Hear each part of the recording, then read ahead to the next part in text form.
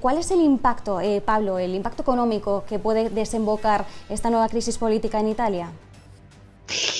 Bueno, vamos a ver, la situación es evidentemente delicada porque hay que recordar que Italia, además de ser la tercera economía europea, es que es la economía más endeudada con diferencia. Estamos hablando de que seguramente en este momento la deuda nacional sobre PIB ronde el 158-159%, lo cual es una auténtica barbaridad, ¿no?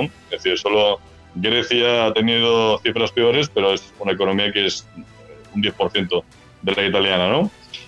A partir de ahí es un momento, lógicamente, de espera, porque lo que hay que recordar es que en este conflicto entre el primer ministro Conte y la Italia Viva de Matteo Renzi no ha habido ninguna parada desde el punto de vista ni legislativo ni económico. Es decir, a lo largo del mes de diciembre se aprobó en ambas cámaras la Ley de Presupuestos Generales del Estado para el año 2021 y también se aprobó la semana pasada el documento que se haya hecho llegar a las autoridades comunitarias sobre la manera de aplicar a Italia los fondos del Recovery Fund. Y entonces, como digo, desde el punto de vista económico, de momento, aunque es cierto que la prima de riesgo ha subido un poco, se puede decir que es una calma tensa a la espera de saber si, como bien dices tú en la presentación, hay una nueva mayoría o no la hay. Se retorna con Renzi, que eso también sigue abierto, porque Renzi ha dicho que él estaba dispuesto a volver a la mayoría de gobierno sobre la base de cambios muy sustanciales, o si se crea una nueva mayoría, lo cual es muy difícil en este momento porque sería básicamente un fenómeno de evidente transfugismo y de muy poca fiabilidad para afrontar una situación tan delicada. Lo que sí parece claro es que la posibilidad de unas elecciones anticipadas ni se contempla, teniendo en cuenta que Italia es el país en todo el continente europeo con el mayor número, bueno, la Unión Europea con el mayor número de fallecidos por coronavirus. Desde luego, Italia es uno de los países más tocados por la pandemia. Bueno, no se contemplan unas elecciones anticipadas. Hemos desgranado algunos de los posibles escenarios que se nos pueden abrir ahora en el plano político. Dentro de Europa, como decimos, Italia es el país más tocado por la pandemia. Además, está a la espera de la negociación para obtener esos 220.000 millones de euros del plan Next Generation de la Unión Europea. ¿Está Europa realmente preocupada por Italia y por su devenir en medio de la crisis política y de la crisis sanitaria que tanto ha afectado a su economía? Sí, está preocupada, hombre, yo creo que de manera moderada, porque lo más preocupante para la Unión Europea sería que un político soberanista como Salvini estuviera al frente del gobierno, ¿no? Que era lo que pasaba antes. Entonces, sabiendo que no puede haber elecciones anticipadas en las cuales el centro derecha ganaría claramente en principio y que permitirían a Salvini convertirse en primer ministro, bueno, pues la preocupación es, yo creo que moderada en este momento,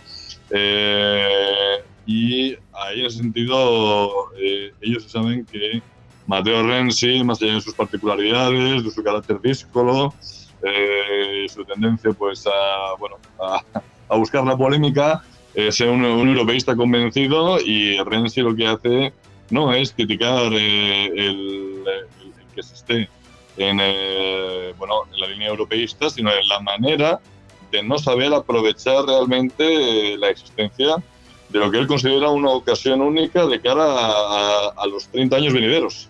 Le gusta decir en las entrevistas que mirando 30 años vista, Italia no se ha encontrado con una ocasión igual de recibir tanta cantidad por parte de la Unión Europea y que hay que aprovecharlo, y que, claro, la estructura presentada del Recovery Fund estaba muy mal diseñado, y claro, en el centro de toda la polémica, Marta, está el asunto de la aceptación o no del MES, del mecanismo salvaestados, que supondría una inyección inmediata a las arcas públicas de 36.000 millones, muy necesario para combatir la emergencia sanitaria.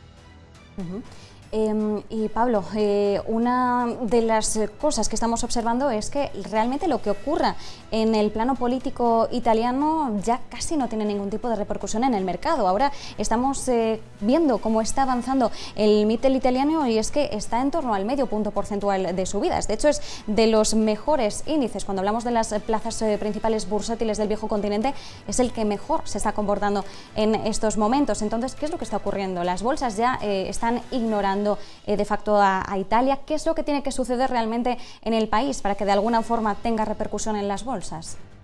Yo es que creo que básicamente el problema que hay en este momento es algo que se va a solucionar a lo largo de la semana, es decir, consiga o no el primer ministro Conte que se mantenga a él al frente del gobierno, seguiríamos en la línea europeísta.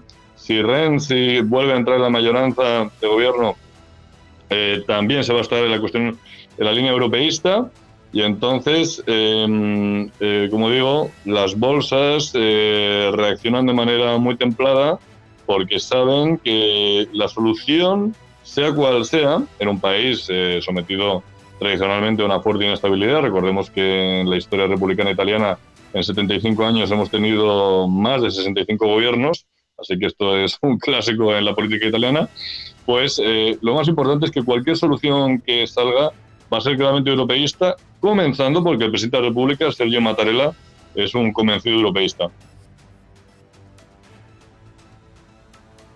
Vamos a observar muy de cerca, vamos a estar muy pendientes de cómo se vaya desarrollando esta cuestión política que azota en estos momentos el panorama italiano. Pablo Martín de Santaolalla, profesor de Historia Europea del Centro Universitario ESERP, muchísimas gracias por estos minutos de análisis. Muchas gracias a ustedes. Un saludo.